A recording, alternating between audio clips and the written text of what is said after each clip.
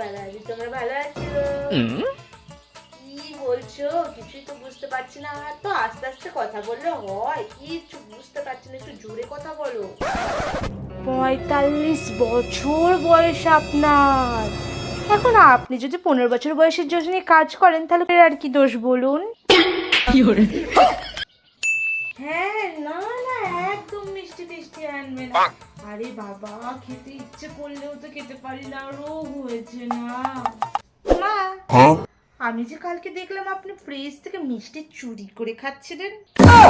এ বাবা, আপনি মিথ্যে কথা বলছেন। তবা তবা। বৌমা, একটু বুঝে শুনে কথা বলবে তো? কি আর বলবো, ও আমার কথা শোনে না। ছেলেটা আজকাল আমার একটা কথাই শোনে না। আপনার ছেলেকে আমি বশ করে নিয়েছি। আপনি দেখবেন, আপনাকেও করে নেব। দেখবেন দেখবেন দেখবেন।